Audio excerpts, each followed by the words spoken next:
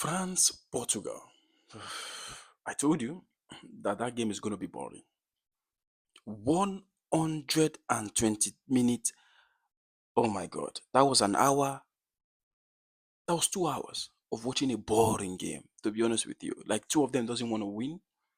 If you watch the Spain, Germany, two of them, the two teams wants to win.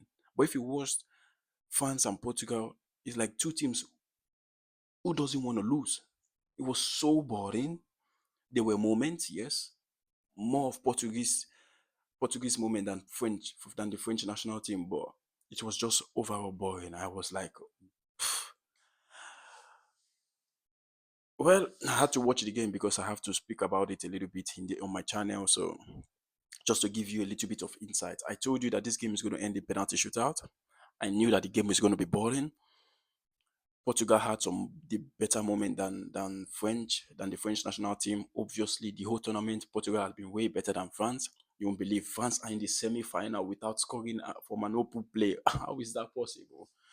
How is that possible? And there are probability that they might get to the final. But do they beat Spain? I don't think so. So let's get into the game.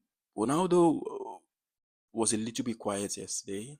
It was a great game for him, and obviously the last game for Euro tournament for him, and not just him, and for Pepe as well. I felt I felt for Pepe because Pepe left his whole life yesterday. He was trying to do his best for Portugal to go through, and unfortunately, it is what it is. I also hear people criticizing João Felix. I mean, the guy has been through tough moments lately. When he was at Barcelona, he was not playing very well. He was benched. He had problem with the manager in Atletico Madrid. He has problem in Chelsea. The guy just keep having problem with everyone. It's like every coach doesn't want to put him in the game. If I was João Felix, I would reflect on myself and say, what is it I'm doing wrong that makes the coach not to put me in the game? I mean, he had the opportunity. He had just one thing to do yesterday: score the penalty. Well, you can't just blame him. You can't blame him.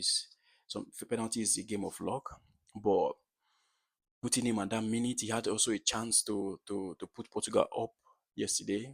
But it was a good game for him. At least he had some minutes. But unfortunately, you can't blame him for the penalty loss because Ronaldo the other day lost penalty. France, in the other hand, congratulations to them. They're in the semi-final.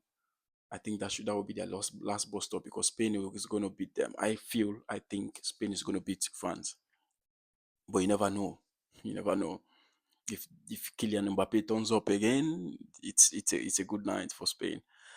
But overall, I think French national team has been one of the most boring team in this tournament, together with England. You never know what you're gonna get. Every time it's 0-0, 1-0, penalty, own goal. There's nothing exciting. Even yesterday, I wasn't even excited by their game yesterday. It got to the point I was like, let this game just get into the penalty so that I just get some things to say about it, man. I knew the game is gonna be boring. I just knew the game is gonna be boring. But it is what it is, man. France are in the semi-final of the Euro 2024. Sorry for Portugal. Sorry for Ronaldo. Sorry for Pepe. John Felix. You need to go relax and just recall himself. Think about what his next plan and think how to revitalize himself. Good game from Rafael Leon. Bruno Fernandes had an exciting tournament as well. And of course, I have to speak about Vitinha. That guy is really good player, man. That guy, I don't know what he's doing at PSG because PSG looks like a team that doesn't have goals. That guy should go to a top club. That guy is really good, Vitinha. Vitinha is, for me, is the standout player for Portugal in this tournament. Um, Kante is never hold. That guy is a machine. Um, it was a good game actually. I thought at some moment the Portuguese coach had to remove Cristiano Ronaldo. I don't know why they didn't want to remove him because he was just there. He doesn't bring anything to the defense. He doesn't pressurize. The age has caught up with him, but you need to have balls to do that. Remember what happened to the last coach of Portugal when he did that at the World Cup. So at the end of the day, it was a boring game, but as I predicted, he's going to get into the penalties. And he got into the penalties.